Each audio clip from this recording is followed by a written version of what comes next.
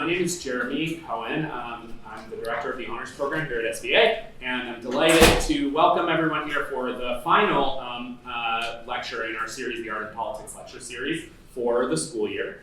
We have a very special evening here for everyone. I'm just going to do a brief introduction, and then some of our curators are going to speak very briefly, and then we'll turn to our guest of honor. The Art and Politics lecture series, for those who it's your first time amongst us, is aimed to touch on sort of urgent issues in contemporary society, in politics, in art, and to invite key intellectuals, artists, activists, and many in between to probe on the issues of our time, anything from climate catastrophe to questions of rising authoritarianism to economic crisis. Things. The species is, I don't need to tell you, in some trouble, and we try our best to think our way through that, especially for artists today. I'm going to pass around our sign-up sheet for our lecture. This is especially important for the students, so I know you're here, but please, if you're not on our list, feel free to sign up because we have a great set of programming coming next year, including, I just confirmed yesterday, Molly Crabapple, who just wrote a book on the Jewish Bund, and many exciting lecture series, a film series on women artists in New York City, and many, many other things that are coming next year. So stay tuned. Without further ado, on the evening's proceedings, last thing, just to say really quickly, you'll see here at the front, we have some amazing ephemera for your delectation this evening. We have buttons that Mary has made. I am sporting one right here. The suggested donation is $3. And we have the poster for the evening's lecture that Mary has specially signed for the occasion. So these are extremely limited edition. And the suggested donation for those is $20. The proceeds from those, based on the proceeds from those, Mary will make a donation to congressional candidate Claire Valdez, who is running for Congress on, among other things, to fight authoritarianism and to abolish ICE and make society better for working people.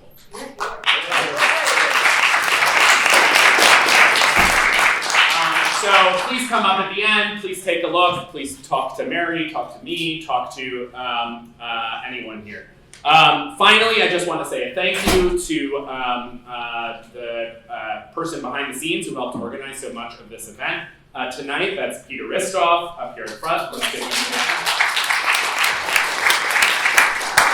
Who did so much to make the show of Mary's works outside that you should definitely see if you haven't seen it yet after the lecture or any time, and make that possible as well as tonight's proceedings.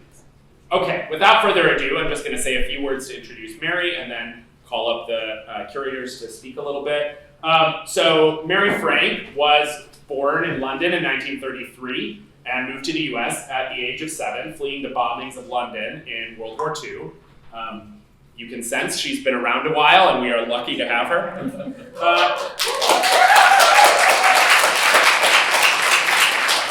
the early 1950s, she began carving wood sculpture and studied with Hans Hoffman and Max Beckmann. In 1969, she began working on large, multi-part figurative clay sculptures until the early 80s. Over the course of her career, which the show kind of covers quite a lot of, we get some early works, some very to-the-moment works, as some of which the protest signs you're seeing all around you. She has worked in many mediums and materials, most notably with her monoprints, drawing, sculpture, painting, and photography, and has been the subject of numerous solo museum and gallery exhibitions over the years. As described by art critic John Yau, Mary paints, quote, elemental worlds, largely inhabited by women, who are maenads, oracles, winged creatures and warriors, solitary and self-sustaining beings. Her photographs of tableaus, which she assembles out of a variety of works she has made in different mediums, are all in pursuit of further defining the conditions of this mythic world.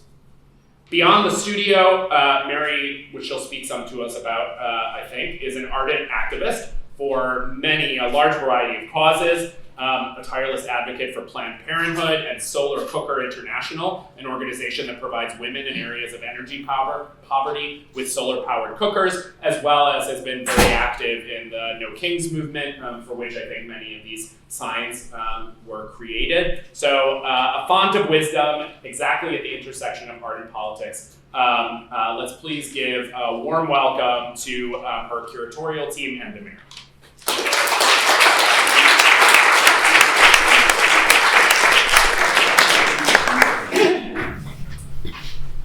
My name is Thomas Donahue, and myself and Vanessa, we had the privilege and the pleasure of working with Mary. Vanessa's worked with Mary for years and years, I for the last several years, and we had the opportunity to curate the show that's out in the gallery here. I have to say, I studied painting about 45 years ago at Pratt, and if they had the kind of food at lectures that you had here, we would have went to a lot more lectures.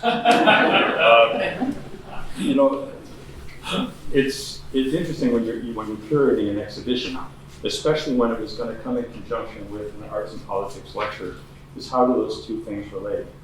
And for me, just as a means of putting my thoughts together, I usually write up a statement. I wrote one up and I sent it to Mary and to Vanessa, and they asked me if I would read it. It was meant to be read rather than to be read out loud, but I'll do that for you, and it'll give you a little bit of an insight as to why we chose the pieces that are out in the gallery. I didn't memorize it, so I will read it. The raised fist of protest that demands attention and cries for justice draws deeply from the well. How does one be true to conviction and not exhaust the soul? The spirit longs for rest and replenishment. A lifetime of advocacy, a passion for the just treatment of the planet and its inhabitants defines Mary Frank's work. Time and again, whether a conscious act or a sort of spiritual muscle memory, Mary returns to nature. The human figure, along with fish, birds, animals, and all growing things, form a personal pictography, a language in pursuit of truth, born of love. Through turbulent times and volatile politics, the inherent beauty and dignity of all life serves to quench a depleted heart. Nature's wisdom, its cycles, and remarkable, exquisite chaos provide an endless or sometimes incomprehensible lesson on how to transform vacant existence to purposeful living. With a radical honesty and yearning to be present, Mary Frank finds a sacred beauty in the impossible floral eruption of the amaryllis bulb, of a swaddled child carried towards the hope of the yet found home. Thank you.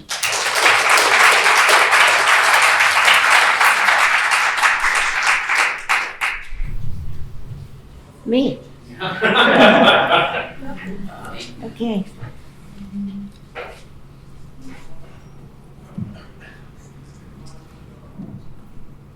Tell me when you can't hear me. That's perfect. You don't need a mic for anything.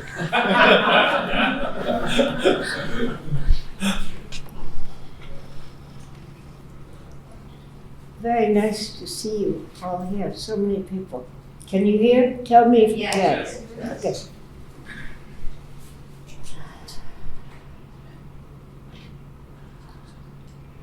I'm going to start with something that I was going to end with. And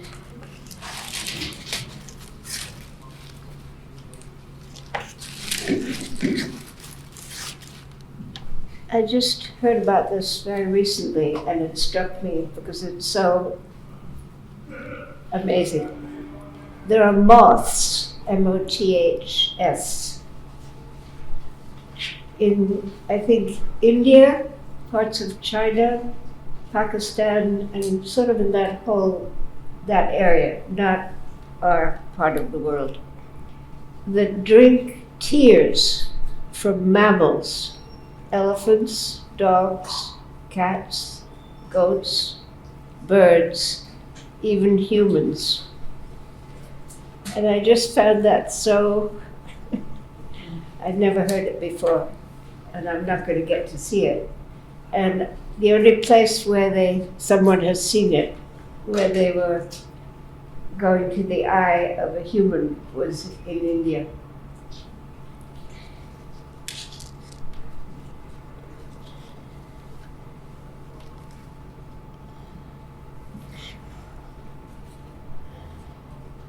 A body of work is a great expression. The feet, the space between the toes, the muscle, the bone, the breath, the scream, the sigh, love lost behind the eyes, the connective tissue between all living beings. When I taught at Queen's for many years, and I've taught in other places mostly as a visitor, I had students look at a book called The Mustard Seed Garden, which is the Chinese book on drawing, which Chinese students memorize and work from.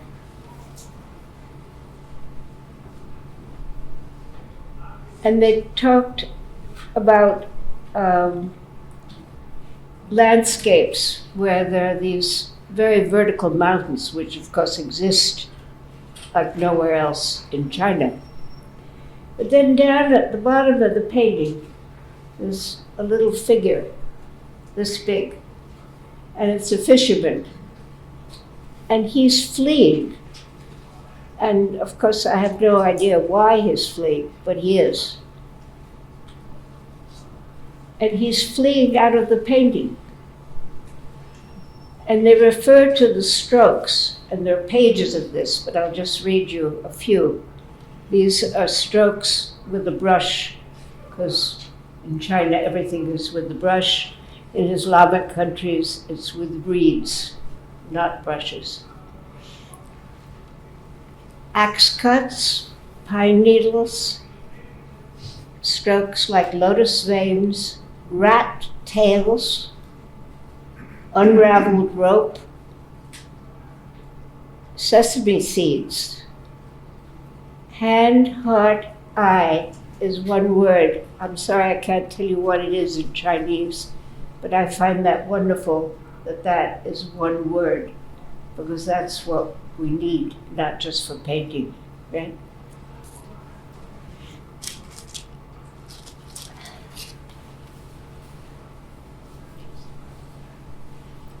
What is art for? This is a list which I make and remake and fix and change every once in a while. But this is on this leaf. To comfort the dead, to wake up the living,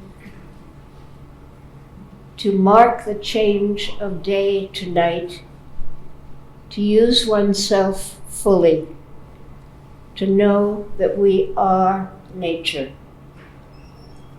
to know the migrations of stars, plants, birds, fish, mammals, and the immigrations of people, to give courage and to transform experience of pain into whatever it can be transformed into, sometimes joy, and to take nothing for granted.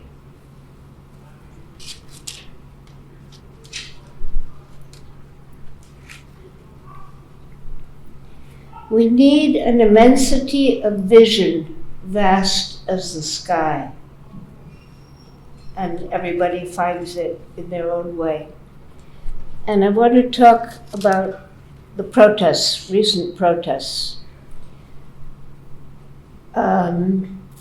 I was very surprised, sort of amazed, that when I had the show when it opened, when was that, last week? Yeah. And I spoke to many students about protest, and they said, what? And I said, for what? Where? They didn't know anything about it. And I found that very disturbing, particularly in a school of visual art.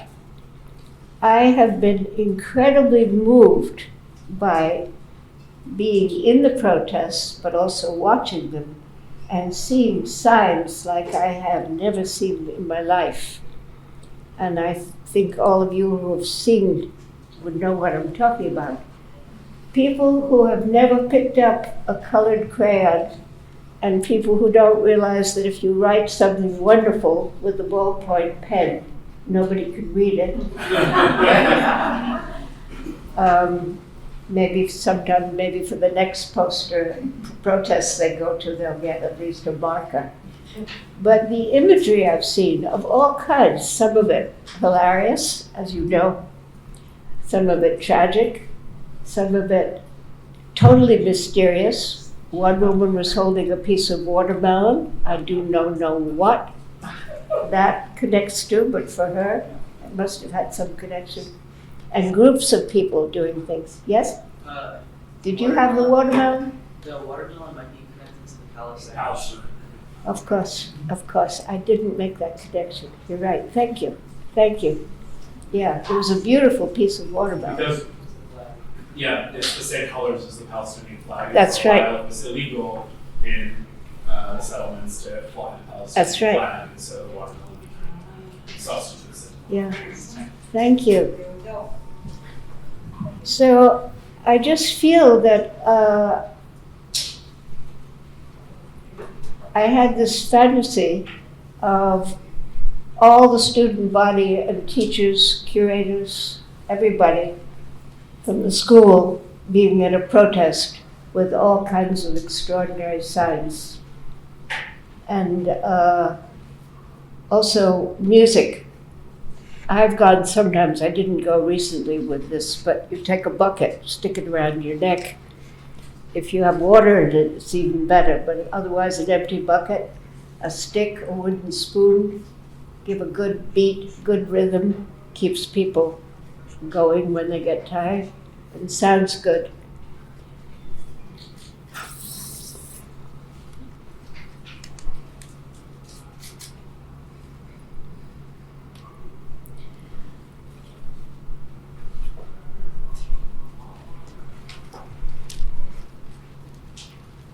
I can't do the subway now, so I do take taxis, and I work as a volunteer for an organization that you probably mostly don't know about, called Solar Cookers International. And I worked for them for, I think it's 22 or 3 years. And I've done demonstrations. We did demonstration years ago in front of the UN on the sidewalk on a nice sunny day, with the simplest solar cookers, which they give you the design free. Takes you about half an hour, maybe 35 minutes to make a solar cooker. An old cardboard box. They give you the pattern, you cut it out, folds. Can be shipped all over the world, weighs about 1 pound. So I was in a taxi, and the guy was from Bangladesh. I asked him if he was from Bangladesh, and he said, "How did you know?" I said, "I didn't know, but I thought maybe." And I said, "You know about solar cookers?" And he said, "What?" I said, "Solar cookers." And he practically jammed into a truck. He said, "Why didn't anyone tell me about this?" I said, "I don't know why, but anyhow, I'm happy to tell you, please don't hit a truck." And I told him, and he was very excited, immediately put it on his phone. When we got to the end of the ride, which was quite long, I started to pay. He said, "You don't have to pay me." I said, "What do you mean? It's your work." He said, "What you told me is worth more than 16 taxi rides." I said, "Well, I'm paying you anyhow," and I did. But it was, to me, it was so emblematic of someone who understood immediately how important, essential, and how it would help so much with climate catastrophe. And I really appreciate that you used that phrase instead of climate change, which I hate, because it sounds like I'm going to change my soup or my tea or my coffee or something. It's not change, it is absolute catastrophe. And when we did the demonstration there were people from, I think, 45 countries, men and women who knew something about it, but they'd never seen it and they'd never tasted any food. So they, what is this? What is this? Does it really work? Does it taste good? The men and women all had tears streaming down their faces as they got to taste chicken, fish, meat, eggs, bread, cake, beans, rice, and purified water. There's very little drinkable water in the world now, and it will only be much worse.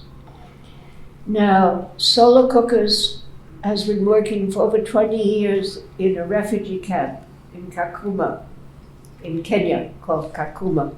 It's a very big one. And until recent times, food was coming from US aid, right? And they have big cookers that cook now for hundreds of people, so they could feed people. No more food, right? You know why.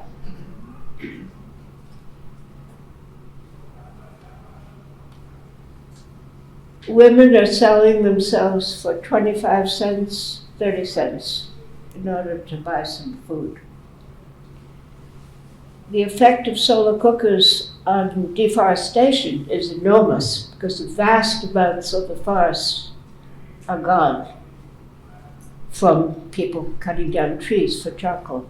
And charcoal is now very much more expensive than it was because of this. Women who live in a village, say here, would walk 10 miles to get wood, and they could walk home. That's 20 miles. Now they walk 20 miles looking for wood, often don't find any, but they can't walk 20 miles home. So they sleep out. Men know they sleep out and they're raped with their daughters, not once. So for me, it's a piece of rare and very good news. You could look up and see videos from many parts of the world. Solar Cookers International. Okay. Mary, mention what you're writing on, what you're reading from. Leaves. Oh, leaves. Years ago when I went to Mexico, or Florida in fact, any sort of tropical place has these, they're sort of bushes. And they grow on the edges of islands, never in the interior, because they grow really in water, or certainly where it's very, very wet. And I think they're called sea grape. And they're green, of course, but they turn this great colors, and I've been drawing and writing on them for years. Thank you.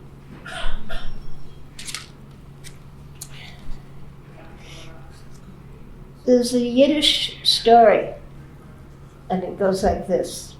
Out of longing and out of song, time is created. Every day, just enough, never more, just enough for one more day.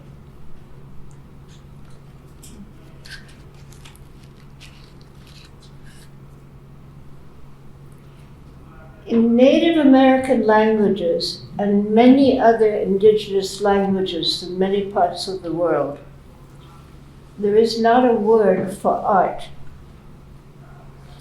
That's not because they don't make it, but for them, art is, Hopi is saying, it's what we make, it's what we need. But in other words, it's not separate from the rest of life. Right?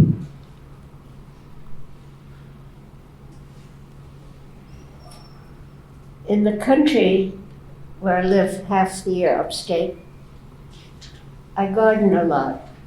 What to cultivate and not. What comes by wind, bird, insect, mostly underground, which suits me. The ground hungers sleep, politics, sex, birth and death, great beauty.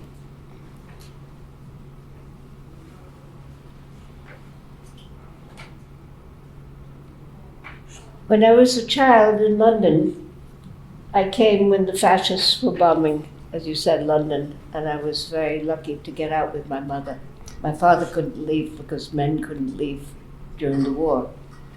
No TV, no car, no movies, no radio, except one time. There was a radio, but it was in my parents' rooms, and I wasn't in there. so I never heard the radio. But one time I heard it, and everybody, my family, but I'm an only child, no other children, but friends, other people were huddled over, a wooden radio, talking about 1940, right? And I had no idea what they were listening to. It was a screaming voice in a language I didn't know, and it was Hitler. And later, of course, I understood who, what, where, when, everything. But just the memory of that insane fascist voice, which, okay, you know the rest. I went, as many children were evacuated from cities in England, which saved millions, to boarding schools. The boarding schools, I would have never gone to a boarding school otherwise, right? I went to a few, and we had the job to kill cabbage butterflies, put them in little tin boxes, OXO boxes, and kill them, because this was for the war effort. I didn't like killing the cabbage butterflies, and so I got bullied a lot as being not helping the British in their war efforts. But we also sat in an air raid shelter, which was under a rose garden. And so there would be maybe 6 children here and 6 children there facing each other, wearing gas masks and saying prayers, Episcopal prayers. I was Jewish without any holidays or any really Jewish almost anything, but I certainly didn't know Episcopal prayers. But to hear an Episcopal prayer or any prayer in a gas mask is quite chilling. And to me, I love masks. I've made many for theater, for myself, for friends, for all kinds of things. But for me, one of the most horrible masks is a gas mask. Yeah. What else?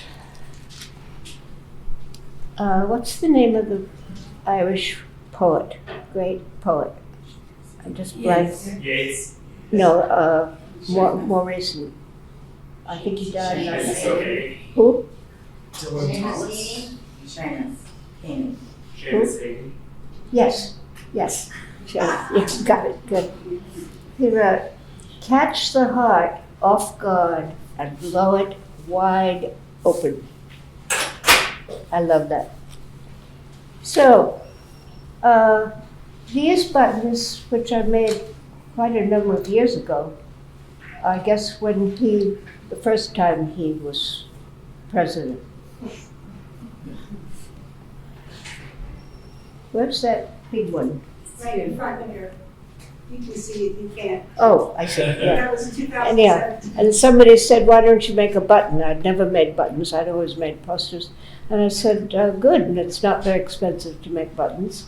And I forget, I didn't make a whole bunch, but it maybe started with 100, right? And then I was giving them away. And then somebody said, "Why don't you sell them, give the money to something you believe in?" Well, there were many things, many possibilities of where to put the money. But I decided to do it with Planned Parenthood, and we've raised over $28,000.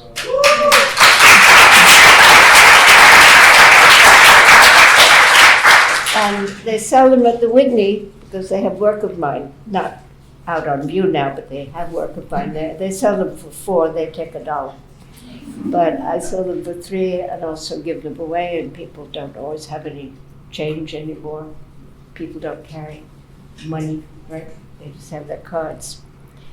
I hope to get 50,000 because they need every penny of it. And people think Planned Parenthood, oh, abortion. If you don't like abortion, don't have one.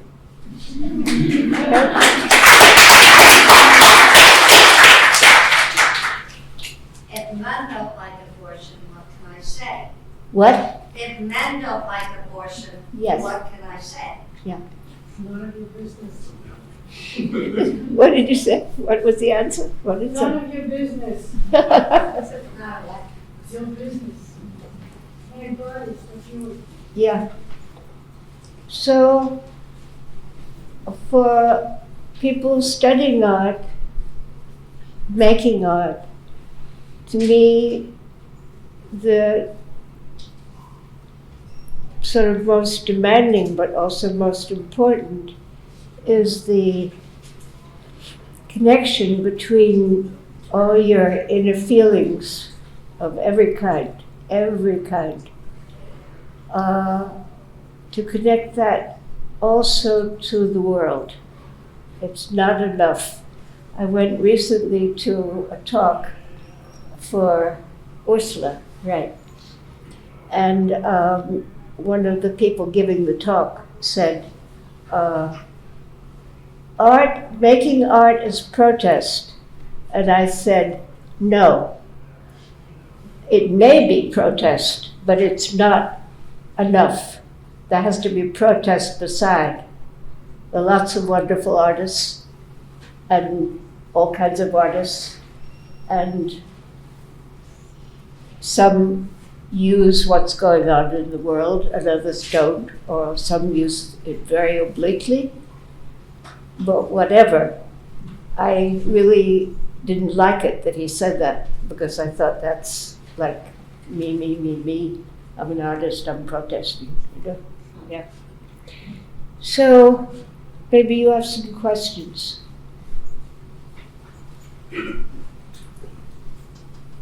Mary, can you speak to the schools no warp? Because that's obviously from a different era, and these are not all contemporary posters. They No. started decades ago. Yeah. I think those were done at time of the Iraq War. Huh. Yeah. And the whole phenomena with books being banned and taken out of libraries, taken out of schools, it is so horrific. And you're doing something here in the school, right? On the 30th. I just We're having got a that book sale, email. Yes. And the proceeds go to PEN America to fight book bans and any type of violence against libraries in the United States. Great. We've been doing it, this will be our fourth year doing this. See, I didn't know about that before. I would have brought you books, but I will bring you books. Okay. I have quite a few. We're taking donations of books. Yes. Did everybody hear that? I hope so. Yeah. You found your voice at 17. You had Pablo at maybe 17, 18. As a child leaving Europe, a young adult leaving Europe, you found your voice and you're 93 now. How have you found that strength in you to just keep pushing forward for what's right? Well, my mother was an artist. She wasn't well known, but she painted. She was supposed to be a pianist, and her father gave her piano lessons. And when she stopped taking those because she decided she wanted to be a visual artist, he was furious because he'd spent all that money on piano lessons, and he was not interested in visual art at all, although he did love music. I came to this country, lived in Flatbush with my grandparents who had left Russia because of pogroms there. So they had come in the 18-whatevers, yeah. So I lived, after I left Flatbush, and an aunt I had died, my mother got a little place in the village on 9th Street. And there were 2 rooms and a kitchen that you couldn't get into. It's like a tiny closet with a little refrigerator and 2 burners. And she painted. Her paintings were all over the place, and that's where we ate. And then there was a little room and she slept in that room also. And I slept in a little room that was very narrow, and there was an upright piano, because I think she sometimes gave piano lessons to make some money. And there was no room for a bed and a piano in the room. So I slept on top of the piano. And I took art books. She had very nice art books to bed with me, often, like 3 or 4, never one. always like a bunch. And those books had a big effect on me. I wanted to be a dancer. I studied with Graham. I studied with Jose Limon. I never performed with any of them. Sometimes people say she danced with Martha Graham. No. Study, different. But then I was pregnant, I got married. My first child was born when I was just 18. Yeah. And I can't answer the question. You are answering the question. Yeah. You Yeah. are answering the Yeah. question. Thank Yeah. you so much. Yeah. And you have such an amazing past, and you are still so vibrant and life affirming, even in the chaos and craziness, because you live for your art, and your art is you. And even I remember hearing somebody talking to you, were in the desert, and they said, there's no water here. How are you continuing to make art? You said, I have spit. I was with Terry Tempest, and I would like to mention her because we've done some collaborations. She's someone who influences me and who I love, and I don't know if you know her work or not. Some of you do. Terry Tempest, sometimes she uses also her last name, Terry Tempest Williams. Her latest book is out. It was just reviewed in a sort of interesting way in the Times, called The Glorians. And The Glorians is a word she came up with in a dream. And she's a powerful activist, yeah, and a beautiful writer. Fiction, poetry, nonfiction. A Gift I Give You is her name. I wonder if you should tell people about your garden. Mary has the most beautiful garden, and it's really, she's so fond of all the plants and almost knows them by name. I mean, she knows the names of the plants, but they have individual names too. And there's frogs in the garden. Say something about them. Well, it's just a great luxury to be able to garden. And I also do what's called, do you know the expression, guerrilla gardening? Nobody? You do. I was doing it before I'd heard the expression, but there are actually books on it. And all it means is that you are putting seeds or plants, and it could be flowers, vegetables, whatever, into earth that is not in a garden. In other words, in public spaces. So my stepson, Leo's youngest son, Max, who lives in Maine, who's a cellist and also a wine merchant, and he's in a small town, Blue Hill, Maine. And now, because he has been doing guerrilla gardening for years, he plants sunflowers. So all over the town, there are these 8, 9, 10-foot sunflowers, which wouldn't be there otherwise. But they're not in anyone's garden. So anyone can do it. And I do carry seeds often with me and just sprinkle them in tree pits or next to a gas station where there's this much soil and some things come up, mice eat them, birds eat them, whatever. But it's a nice thing to do. Yeah. Earlier you went over there and you flipped over the Schools Not War Yeah. poster. Are any of the other posters you have displayed sort of double-sided like that? Many of them are. Yeah. I mean, why use another piece of cardboard when you've got one that has two sides? What's the difference between making art that's influenced by the events going on around us and art that's made for protesting? Because you said art, you didn't like the quote that art is resistance. What would be the difference between? I'm sorry, you have to say it again a little slower because it's hard to hear you. Sorry. Maybe stand up just because Yeah. it helps with projection. Not everybody is my lung power. That's true. About the quote you were talking about when you said you didn't agree with the quote that art is a form of like just protest flat out. What would be the difference between making art that's reflecting the events going on in the world and art that actually can be like a form of protest? Why am I not understanding the question? I don't What understand. kinds of just art are what- not protest? What's the difference between the art that is protest, Oh, right, Yes. and the art that is not protest? just that. Maybe art is a commodity that's not meant to say anything, perhaps just be beautiful, maybe. Beautiful or thoughtful or mysterious or beguiling or provocative or anything, but not necessarily dealing with, problems or events. I'm not putting any of that down, not at all. And I took you to be saying also that that protest to some degree requires collective action and action beyond what is even possible in art. So you can make Yeah. art that stands against conditions as they are, but if that stops you from engaging in collective action to try and change that because you're like, well, I did my protest. Yeah. That's actually not enough. Well, years ago I made protest posters for Vietnam a lot.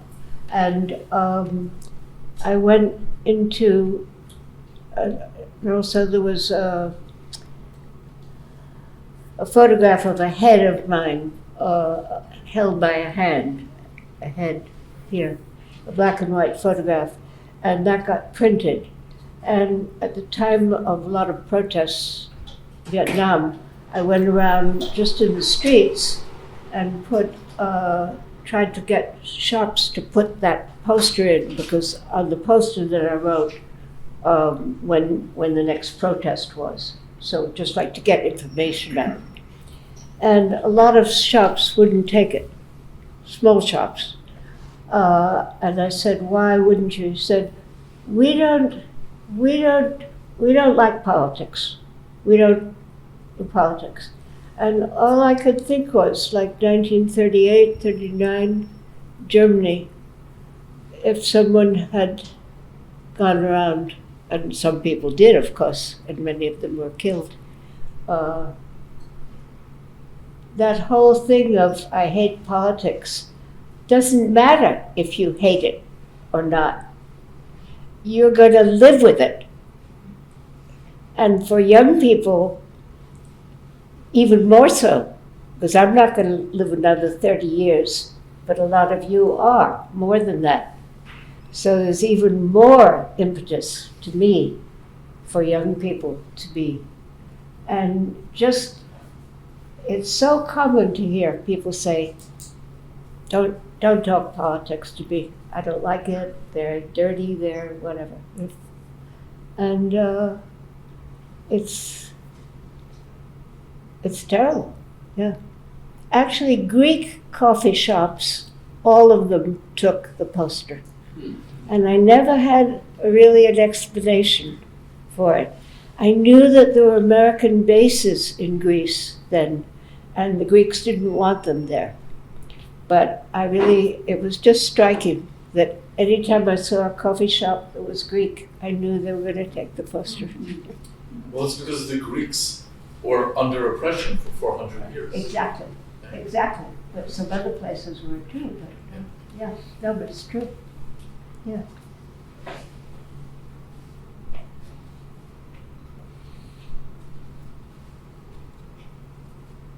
I have a good Mary Frank story that I would like to share with the audience. Some of my friends here know the story. I met Mary when I was a student at the School of Visual Arts. It was towards the end of my sophomore year, so we're talking 1978. I mentioned before that, but then, go ahead. And I rang your bell, Mhm. and it was Henrietta, a friend of ours, who suggested that I come see you for some work. And as soon as you opened the door, you looked at me and you said, "What are you wearing?" I was wearing camouflage pants. And you said to me, "Why are you glorifying warfare?" I don't remember. And that's when we became friends. Did you keep your pants on, Peter? Well, that's another story. Yeah, a lot of people wear them now. And for them it's fashion, but it's really bizarre. Yeah. Who are your favorite artists? Favorite artists? Yeah. Whoa, that's a long list. Are you here for an hour? Tell us. Well, where to start? I guess I always have to start with going way back, the caves, the phenomenon of what people needed to do. Those caves were dark. The only way they could work was with torches, right?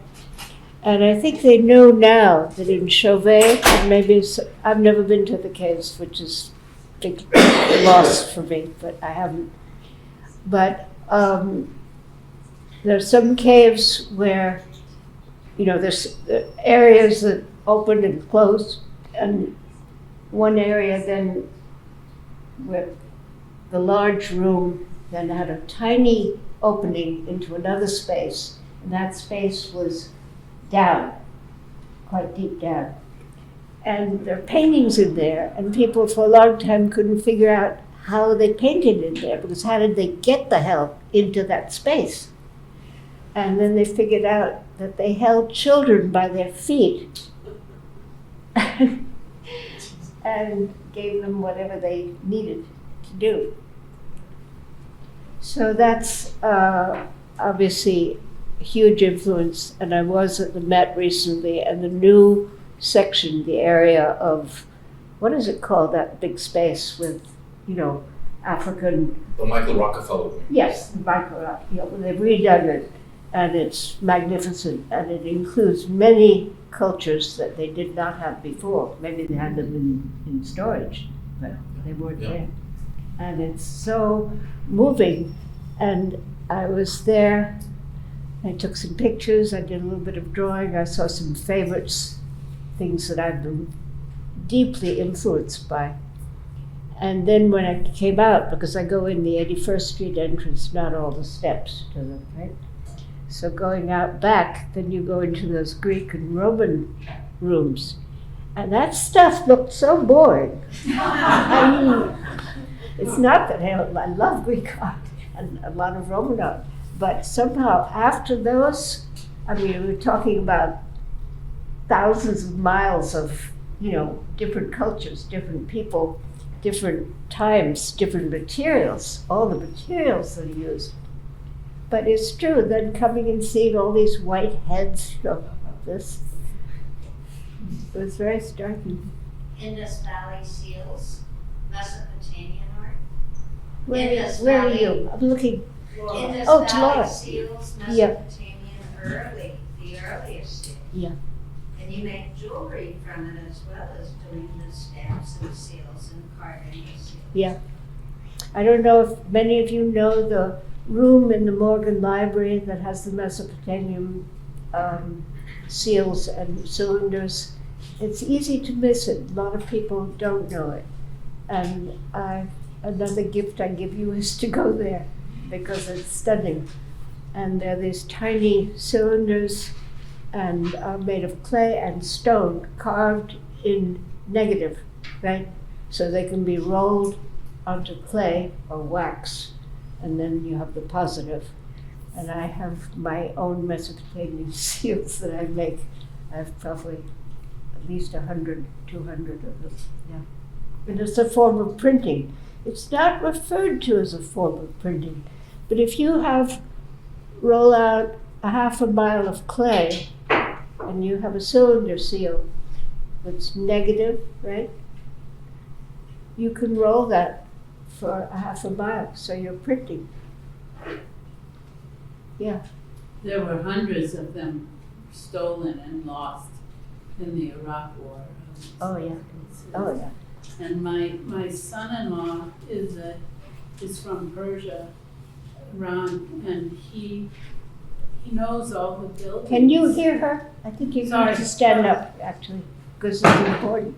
It's important what you're talking about. My daughter's married to Shaheen Hazrati, and his mother was very careful to make sure he saw everything of beauty in Tehran and took him to many museums and castles and all. And as he watches the news and he looks to see which buildings have been torn down and bombed, and so many of the treasures have been bombed specifically for that, Yes. because they know that the people in Iran love those buildings. And exactly the same thing happened in Iraq. Yes. There was cultural war. Destroy the culture, destroy the people. Yeah. There's an organization called Monuments International that have been scanning buildings so that there's a 3D record. Actually, a professor at Vassar years ago scanned Notre Dame, learning the new technology, and it was instrumental in the rebuilding of the cathedral. So they are, the technologies of 3D scanning is helping to preserve things that may be lost either by war or by erosion. Yes. It's just an amazing use of new technology. That's great. Someone had a hand up. I enjoyed seeing that. It would be. Hi Mary, how are you? You're It's been a what? while since I said hello. Hi. But, Arnaldo. pleasure to see you again. And one of the things that is kind of stands out in my life. I think it was in 1989 I got to do a mold of one of your pieces of bronze, but it's just the name. And I connected more to your work, probably it was more recent since I connected with Vanessa, and understood, began to understand how deep your work is into protest and what it means. And one of the things that I felt personally is, it seems like you have almost no fear of doing this, which to some of us, I would say, there is a fear of protesting because there's also a sense of repercussion, and in some countries the repercussion is very real, and the impact of making the work you do. I commend and thank you for doing so, and perhaps is a little bit of help of not being as fearful, today as an artist or as an individual. Well, I am totally understanding, of course, of many people who will not go near any protest because they're afraid of ICE, and also why they wouldn't, make signs and walk in the streets with them. Yeah. I mean, it's horrendous. Leo's second son teaches in Minnesota, right there where everything happened and is happening. And he's teaching little children, 5, 6, 7, and one boy, his father was taken by ICE. The boy's never going to see his father again. And he said all the children, many of them don't come to school because they're being kept home. So there's going to be generations of children who, if not physically maimed, although many are because they're in these horrible camps where there's often no water or hardly any food, or when it's cold, there's hardly any heat. So, and of course, because he is controlling communication to such a degree that lots of people don't know what's going on in those camps. Yeah.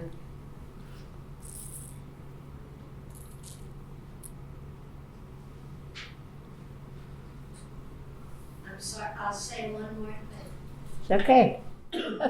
You are a wonderful draftsperson, Mary.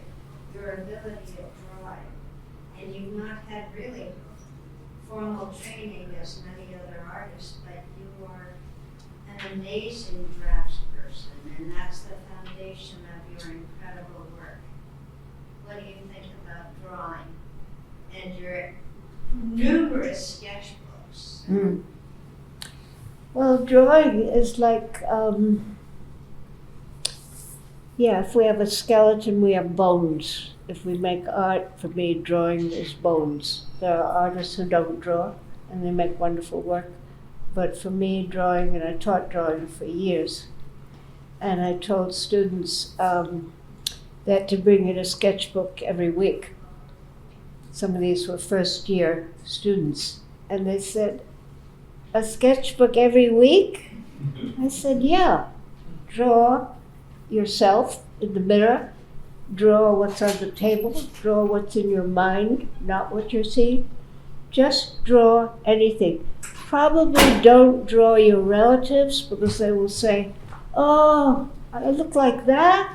And that will really be very discouraging for you." But I had one student, and she had a lot of rings, and her hands were very beautiful, and nail polish and everything, and she was also very nicely dressed. And there's the paper, and I had very good models who didn't just do this and that, when they were really alive altogether. And she's standing there with charcoal, which already didn't feel good to her because it was dirty. And she was just standing there, and she couldn't put anything on the paper because the paper was so virginal, pure white, right? So I said, "Put the paper down on the floor," and she had sneakers on. I said, "Now step on it." And every sneaker has different pattern, right? So then there was the pattern on the paper. I said, "Okay, now put the paper on the easel and draw." And she thought it was very weird, but she did. And it really helped her because it was that blankness, and then she was going to dirty it. Right?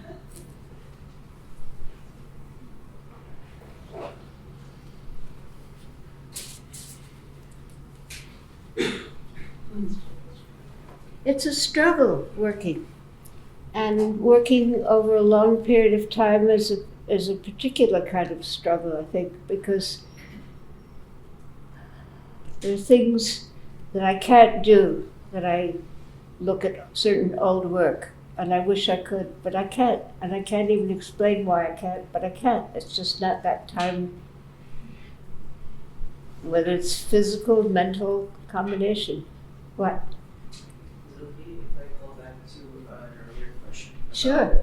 On art that is overtly protest, and art that is sort of like influenced by events that isn't exactly a protest.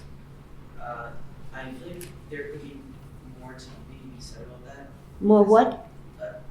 I think there could be more to be said about that because I guess the type of work that is sort of displayed here is sort of like very overtly like, protest art. But do you think that there could be like space for art that may be not as loud and direct, but may resonate with people on a deeper level? Or do you think that maybe that type of art that's more like that reveals itself only on deeper inspection? Do you think it has too much room for misinterpretation? You mean being political overtly, but there are artists that are not. They're like Norman Rockwell, who's a different type of Americana, and the beauty of that, or artists that Alice Neal, or artists that are. These pieces are made for protests, But that's not only what you do. It's not at all only what I do. It's also what I do, yeah. So other work, there's a lot of work that has no problems of that kind in it. Everything that's. And it's equally your voice. Yeah. Do you think that there does exist art that isn't political at all? Absolutely. Are you kidding? I don't understand the question. Because I guess that there's a question asked earlier about where you draw the line between art that is political and art that isn't political. Because I guess with like all art that someone creates, like puts themselves into it, they put like their emotions and I guess like they're influenced by the world around them. So wouldn't all art be in some way, shape, or form political? even if it is like can be dismissed as like comedic, wouldn't like a comedic piece of work be, I guess, in a way sort of like a distraction from I don't know. Does that make sense? I don't quite understand really the question, I'm sorry. Yeah. I mean, I guess, sorry, because the old, like, I guess, debate, like, isn't all art political? Because to make art, you put yourself into a work, and you are influenced by the politics of the world around you. but everybody isn't. And also, even though I am, a lot of my work does not look one bit political. We can be more than one thing, right? Hopefully we can be quite a few things, yeah. Just to add on to that, I think that it comes down to sort of language in a big way, because protest art and political art, like once you use those terms, I'm not sure it's as expansive and vast as maybe you're going for, and that there is an interest, Mary has an interest in saying that this is protest art or protests. Yeah. But I think the idea, and this actually, I was blown away by your example of stepping on to mess up the vision. Like, I think you maybe, for me, talking about visionary art. I think all art is visionary by definition because it's creating something that didn't exist before. So you saw something new and you created it, and you made a different thing. And that kind of movement to me is very political, small p. But I wouldn't necessarily always, for a lot of purposes, bother to categorize that all as political or resistant art. But I think the idea that there's something different than what we have right here, right in this moment, that we can change a piece of white paper, or we can, create a movie, or we can write a book on a blank page. That, for me, is about movement, and that's about change. And to me, that's very political. But I think it's different what Mary's talking about. That's my opinion. Well, when you asked me, whoever asked me, you asked me, artists, and I never got beyond the caves.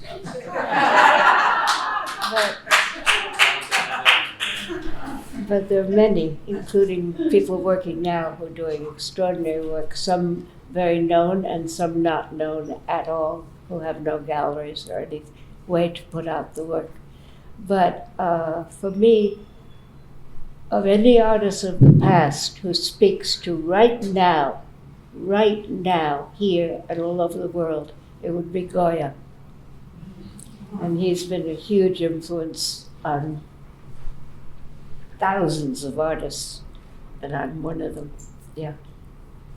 I mean, what he did with the etchings and the drawings are less well known, but there are books, and the Met has quite a few, I think, but mostly people do know the etchings, of course, was Desastres de la Guerra, and the titles on them are also very interesting, yeah, often with question mark.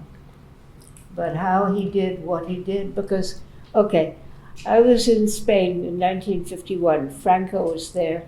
I lived in El Grau de Valencia, which was the port. It wasn't part of the city then.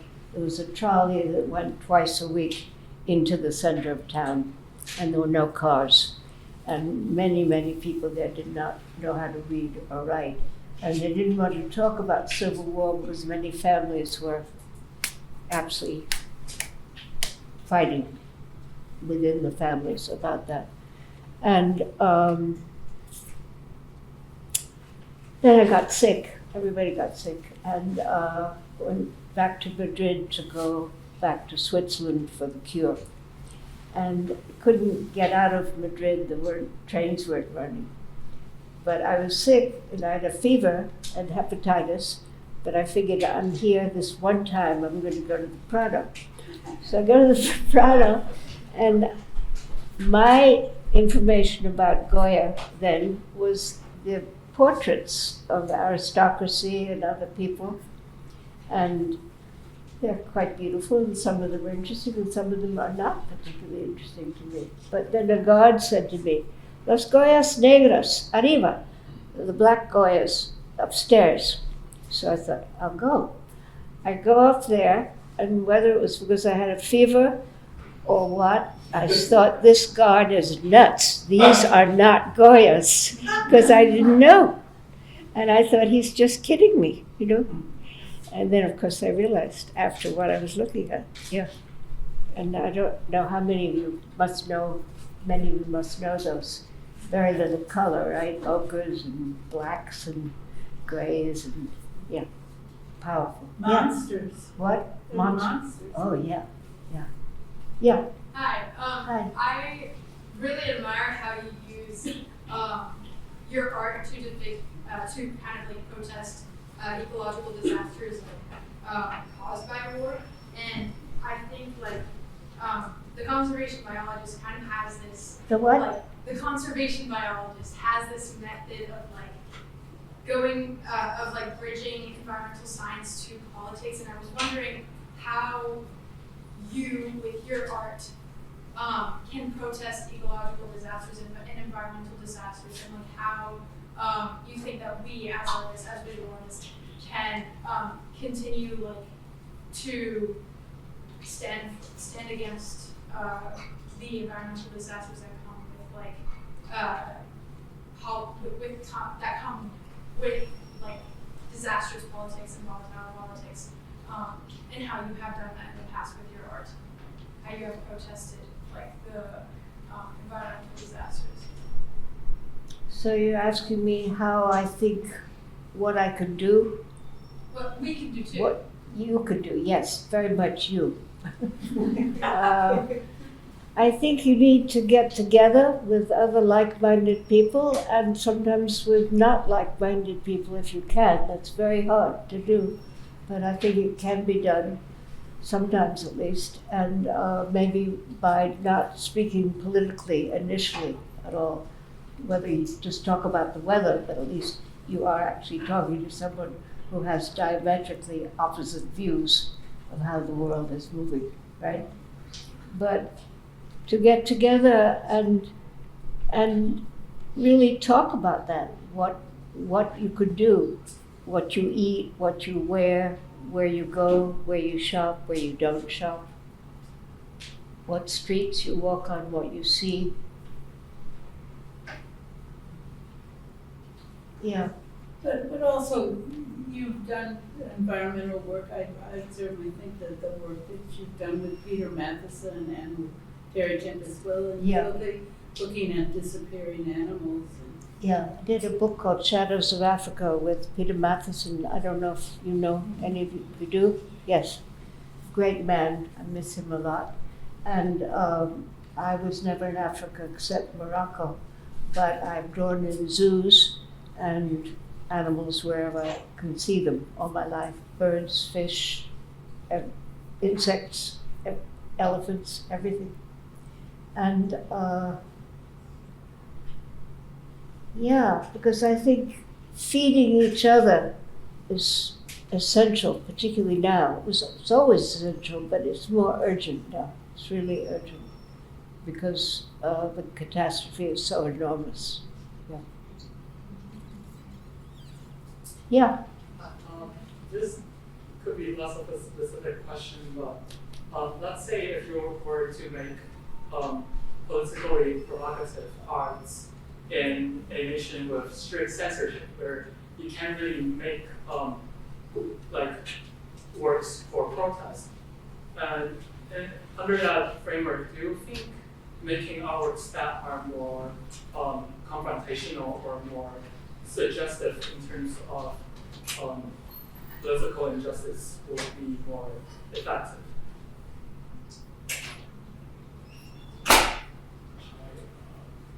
Do you mind to repeat it again? So in a position where you have a strict censorship from the government, Yes. where you can't really make protest artworks or You can't, right. Yeah, you can. And then if you're only allowed to make gallery works, would you make your artworks more confrontational or more suggestive in terms of creating like greater influence Yeah, it's an interesting question. I don't know quite how to answer it. I think if I were in that position where I felt I could not make these, then I'm sure that some of my work, at least some of it, would be more confrontational. Yes, yeah, yeah. And obviously that you're talking about many countries where people cannot, right? Yeah. Can I ask where you're from? China. Where? China. China. Yeah. Yeah. And where is Ai Weiwei now? He's in this country? No? He's not in China. He's not in China. He can't be in China. Yeah. I don't know where he is now. I admire him a lot. Yeah. Yeah, a lot. So we think he went back to the Indian is in China under supervision. Mm-hmm. I think with admiration, that might be a good place for us to close. So Yeah. thank you.